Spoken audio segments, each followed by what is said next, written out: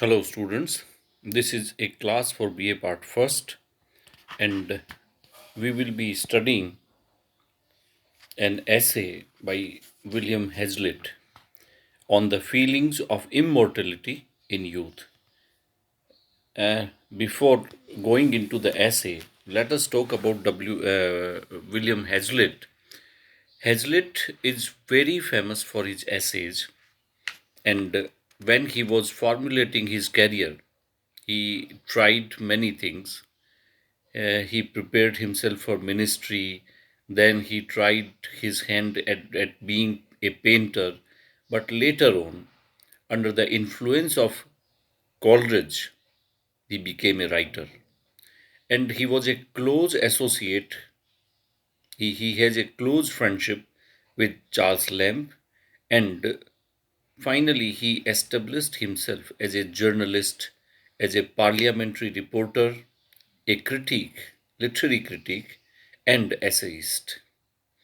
He was a staunch supporter of the French Revolution in his times, and he was a prolific writer.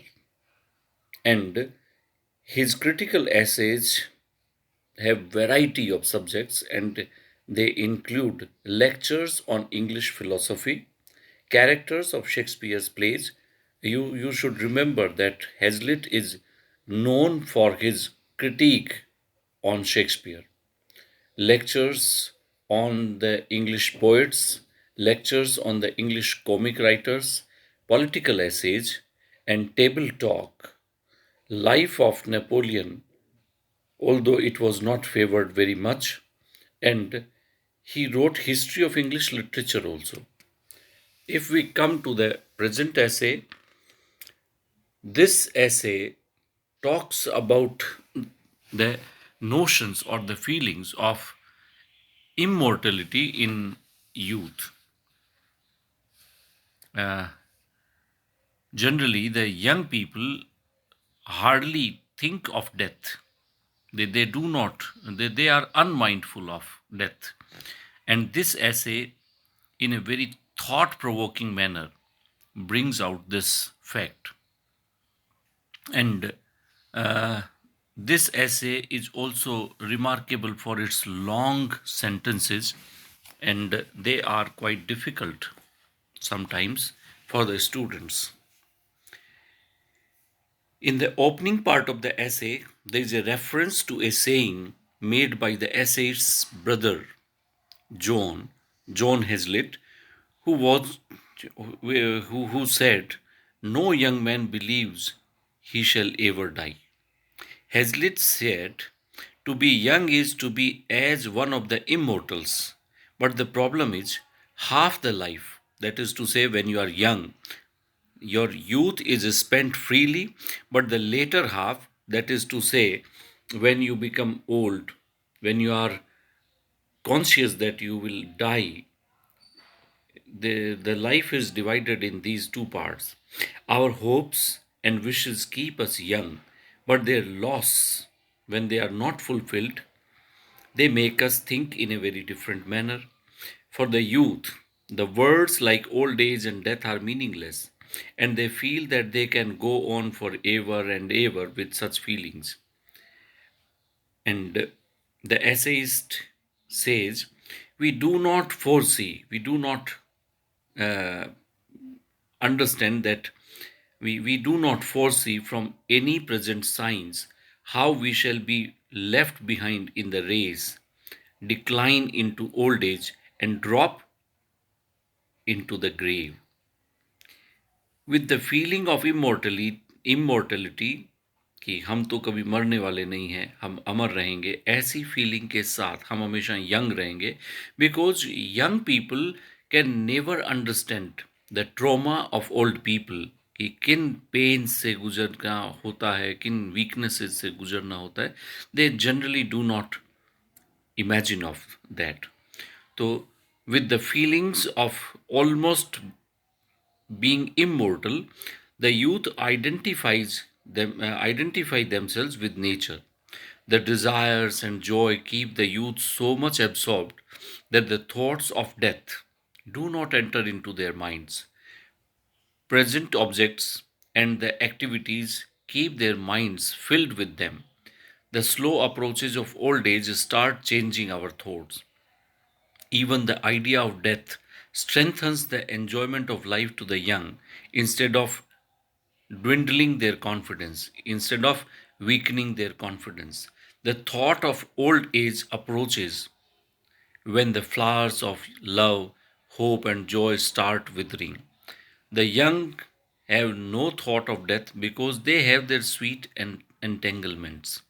In Hazlitt's words, like a rustic, ग्रामीण आदमी के लिए rustic शब्द का use होता है, like a rustic at a fair, at a मेला, मेले में जैसे गांव का आदमी, we are full of amazement and rapture and have no thought of going home or that it will be soon night. हमको याद ही नहीं रहता.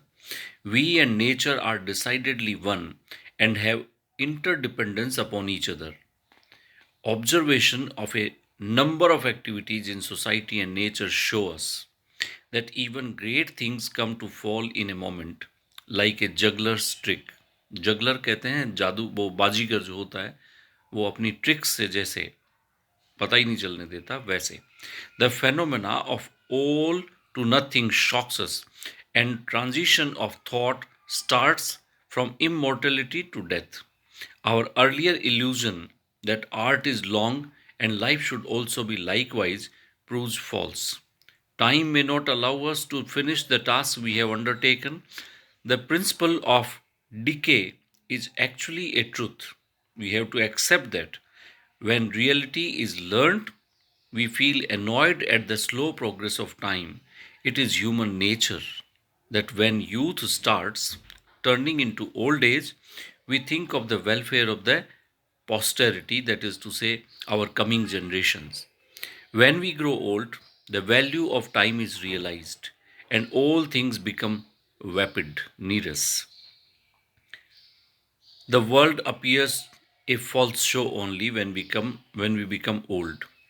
Gradually, we start moving away from the physical world and we dwindle at last into nothing, that is to say, death, and finally into our graves. The youth have the illusion that their feelings would remain the same forever, but the reality is different.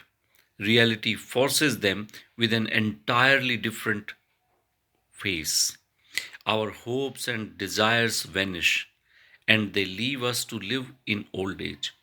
The thought of death confronts, and the past sensations disappear.